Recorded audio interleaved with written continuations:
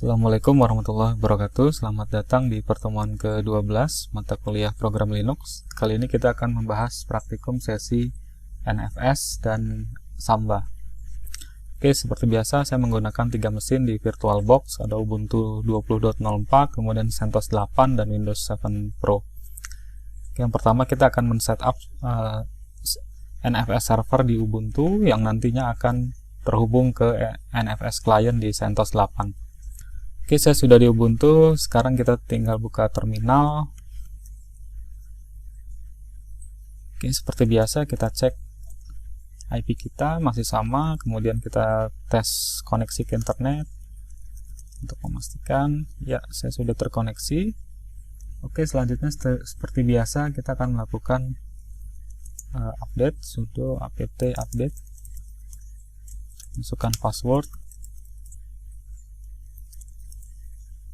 Oke, setelah itu kita lakukan instalasi NFS, sudo apt install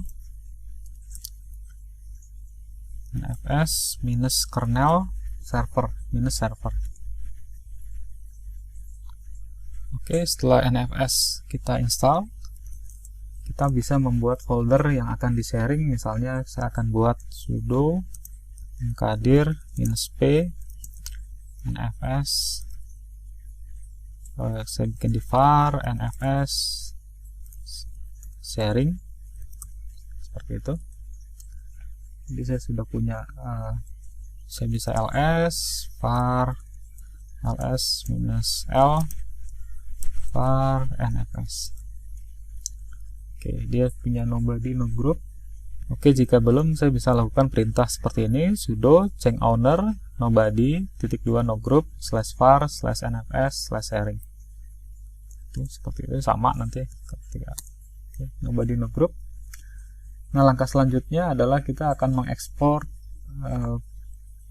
direktori apa saja yang akan di share.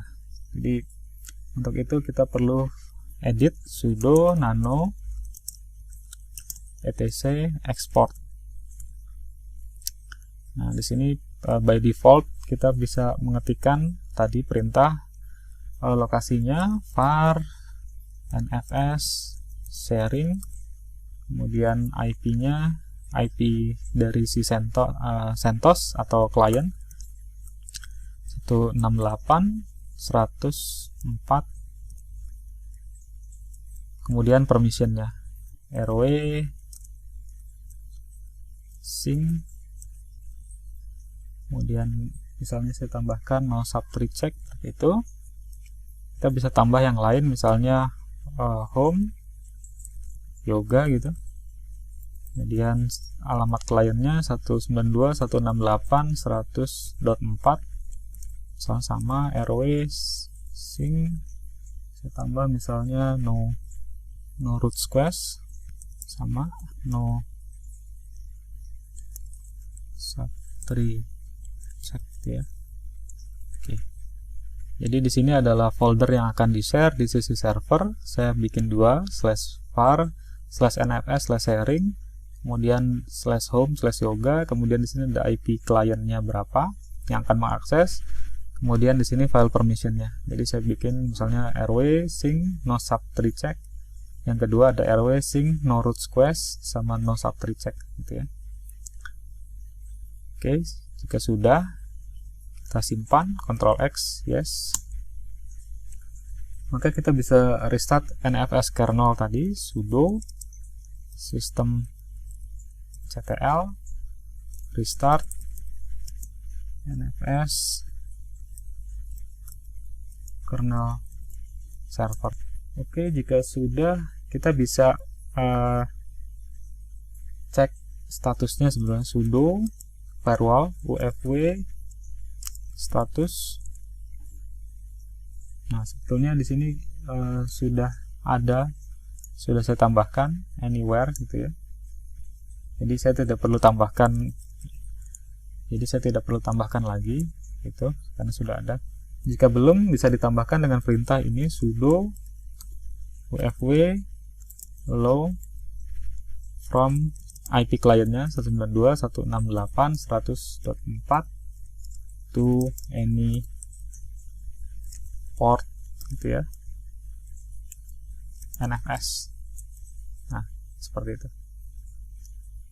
Sama, nanti kita bisa cek lagi dengan perintah ini ya. Jadi port by default NFS akan menggunakan 2049. Ini NFS. Oke, di sisi server settingnya seperti itu. Kita akan beralih ke sisi klien. Oke, sekarang saya di sisi klien, di CentOS 8 saya buka terminal. Oke, terminalnya, kemudian saya ketik config, ini IP saya 100.4. Oke, yang akan saya lakukan adalah sama, cek koneksi internet. Oke, dapat. Kemudian saya akan lakukan instalasi dengan perintah berikut. Tapi saya perlu jadi root dulu, sudo minus, kemudian masukkan passwordnya. Ini saya sudah sebagai root, saya bisa lakukan perintah dnf install nfs utils, kemudian nfs 4 acl tools. Oke, jawab yes. Oke, jika sudah terinstall, kita bisa melakukan check mount. Jadi ada perintah show mount -e, alamat servernya 192.168.100.10. Nah, di sini terlihat bahwa dari server Ubuntu tadi dia mengekspor dua directory. Yang pertama /home/yoga, yang kedua /var/nfs/sharing ya, ke IP-nya kita. Oke, setelah kita cek, kita bisa pertama membuat folder, misalnya mkdir sebagai penampung di sisi klien, mkdir misalnya -p nfs, yang pertama misalnya home, kemudian mkdir -p nfs misalnya sharing, seperti itu. Oke, sekarang kita sudah punya dua folder, jadi ls-la/nfs. Oke, ada dua-duanya punya root. Oke, dari situ kita bisa melakukan mount. Tapi sebelum mount kita cek dulu df-h misalnya. Nah, ini semuanya lokal ya. Jadi file system kita ini semuanya lokal. Oke, kemudian kita bisa lakukan mounting dengan perintah mount -t nfs alamat server 100.10, kemudian var nfs sharing, kemudian di sisi lokalnya /nfs sharing, enter. Kemudian yang kedua mount -t nfs 192.168.100.10. Itu ada home yoga, di sini ada nfs home di lokalnya, enter. Oke, jadi saya mount dua directory. Yang pertama di server adalah /var/nfs/sharing, kemudian di mount ke lokalnya ke nfs sharing, kemudian yang di server ada /home/yoga, yang di servernya ada /home/yoga, kemudian di sisi lokalnya ada /home/nfs/home. Oke, kita bisa cek df-h. Nah, sekarang kalau dilihat, sekarang ada tambahan mapping baru di sini. Kita bisa lihat di sana. Atau kita mau lebih ini lagi, pakai perintah misalnya du-sh, kemudian nfs home gitu, atau nfs sharing gitu ya. 4 kilo, yang ini ada 393 mega. Oke, kemudian kita bisa uji akses, misalnya kita gunakan perintah touch/nfs sharing, misalnya ini test.txt gitu ya, atau nfs home ini test2.txt gitu ya. Oke, kemudian ya kita bisa cek tadi ls nfs sharing ini yang tadi barusan saya bikin. Kemudian ada lagi misalnya tadi ls home, misalnya /nfs/home. Nah ini tadi, nah ini yang saya buat, ini teks 2. Jadi nanti di sisi server juga dia akan tertulis ini teks 2 dan ini teks gitu. Oke, NFS ini sifatnya temporary, jadi kalau tadi kita lakukan mount, ketika restart nanti mountnya akan hilang. Untuk membuat dia permanen, kita perlu edit file namanya /etc/fstab. Jadi di sisi klien nanti kita lakukan nano /etc/fstab. Jadi kita perlu tambahkan di sana seperti itu. Jadi nanti kalau restart dia akan tetap terbaca. Jadi kita tambahkan di sini, saya besarkan. Di sini adalah sisi server, di sini ada sisi lokal, di sini jenisnya, kemudian di sini bloknya. Oke, jadi kita perlu tambahkan ini. Nah, nanti kalau sudah terdaftar di /etc/fstab, ketika kita restart, maka file system yang di mount oleh server akan terbaca di lokal Linux ini. Oke, sesi NFS sampai sini. Sekarang kita akan lanjut yang ke berikutnya mengenai Samba. Oke, sesi kedua mengenai Samba. Jadi Samba sedikit berbeda dengan NFS, walaupun konsepnya sama, sistem berkas terdistribusi. Untuk Samba nanti kita akan cross platform antara Linux dan Windows, Microsoft Windows. Nah, di sini seperti biasa kita akan melakukan instalasi. Oke, ini di sisi server di Ubuntu saya akan melakukan instalasi sudo apt install Samba dan smb client. Masukkan password. Oke, kita tunggu beberapa saat. Oke, setelah instalasi selesai, kita bisa cek statusnya sudo system ctl status smb daemon. Nah, smb-nya sudah running. Oke, langkah selanjutnya misalnya kita akan membuat sharing folder direktori yang akan di-sharing. Misalnya saya buat sudo mkdir -p/home/share gitu ya. Kemudian saya change mode-nya sudo chmod 777 misalnya ke home share. Jadi ls home. Nah, nanti ada ls-la share gitu ya. Jadi ini 777. Nah, kemudian selanjutnya kita akan melakukan konfigurasi Sambanya. Namun sebelum itu kita perlu melakukan backup. Jadi ada di cd etc Samba. Nah, di sini ada file namanya smb.conf. Saya backup sudo cp smb.conf, misalnya smb.bug. Saya punya salinannya. Kemudian kita edit sudo nano smb.conf. Oke, kita perlu mengedit beberapa bagian. Ini tetap workgroup, server stringnya tetap. Kemudian remark-nya kita hapus, ini juga kita hapus. Oke, kemudian log-nya di sana, max log-nya biarkan. Oke, kita buat paling bawah di sini. Misalnya saya buat doc seperti itu. Kemudian saya bikin path, misalnya tadi /home/share. Kemudian saya buat misalnya writable, yes. Saya bikin lagi misalnya guess, oke, sama dengan yes. Guess only juga yes. Create mode-nya, directory mode-nya misalnya sama. Oke, jadi kita bikin yang baru di bawah, misalnya ada doc, kemudian path-nya yang tadi kita buat /home/share. Oke, Kalau sudah, ini kita simpan. Yes.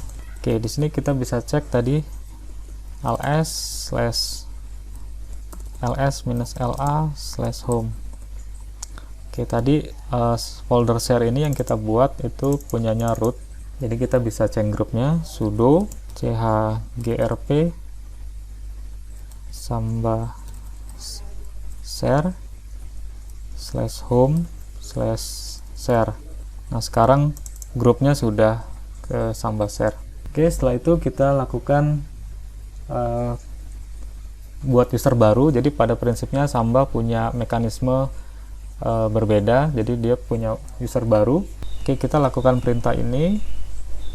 Jadi kita tambahkan user add -m besar, kemudian direktorinya, kemudian di sini ada cell-nya, kemudian di sini ada grupnya dan nama usernya, test user.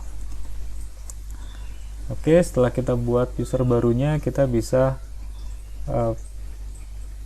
buat baru sudo mkdir folder baru, misalnya /home/share/test user, seperti itu. Kemudian kita bisa ls-la ke home share. Oke, di sini masih punyanya root. Nah, kita bisa lakukan sudo change owner test user -2 samba share, kemudian di situ ada home share test user, seperti itu. Maka sekarang, nah ini sudah punya test user dan punya samba share. Jadi usernya adalah test user, grupnya adalah samba share. Nah, kita bisa lakukan chmod change permissionnya sudo chmod 2770/home/share test user. Nah, ini permissionnya. Oke, setelah itu kita bisa lakukan create password untuk user tadi, sudo smb passwd -a test user, nama usernya. Kita masukkan password baru, misalnya. Jadi kita sudah menambahkan password dan kita akan mengenable-nya. Sudo smb passwd -e test user. Oke, kita sudah enable test user. Oke, langkah selanjutnya tadi kita sudah punya folder. Langkah selanjutnya kita akan mengedit file smb kembali, sudo nano smb.conf. Kita pergi ke bagian paling bawah seperti yang tadi kita sudah buat doc. Nah, ini kita buat lagi, misalnya tadi ada test user ya, kita buat misalnya path-nya test user gitu ya. Kemudian di sini ada read only, kita bilang no, browse able, ininya yes. Kita tambahkan lagi force create mode-nya force itu. Kemudian kita bisa tambahkan valid users-nya, misalnya tadi adalah add test user dan samba share, misalnya seperti itu. Oke, ini yang perlu kita tambahkan config-nya. Kalau sudah, kita simpan, yes. Kemudian kita restart service-nya, sudo systemctl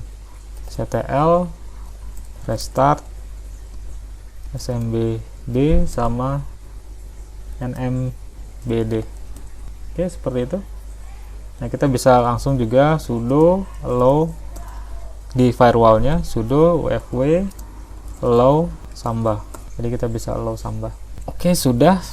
Kita akan pindah ke kliennya, ya ini adalah Windows 7 Pro. Sisi Microsoft Windows kita bisa lakukan seperti ini.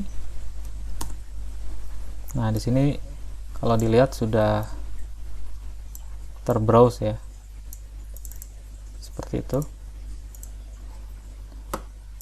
Oke, tadi saya coba copy paste, misal tadi ke doc, saya copy ke sana. Oke, kemudian juga sini ada test user, kita coba koneksi, masukkan passwordnya. Oke, kita sudah masuk. Nah, di sini kita bisa bikin map network drive-nya dengan cara, misalnya di sini kita klik kanan, map network drive. Nah, di situ terhubung ke test user, kita klik finish. Saya sekarang punya drive baru di drive jet, terhubung ke 192.168.110 ke folder test user. Ini sama, kita copy seperti itu. Nah, ini juga mau ya, kita drag and drop atau dan sebaliknya. Saya copy. Oke, sama. Oke, jadi fungsi dari Samba adalah untuk sebagai penjembatan antara sisi Linux dan sisi Windows, sehingga bisa berbagi resources, sharing resources. Oke, demikian kuliah hari ini. Sampai jumpa di pertemuan selanjutnya. Wassalamualaikum warahmatullahi wabarakatuh.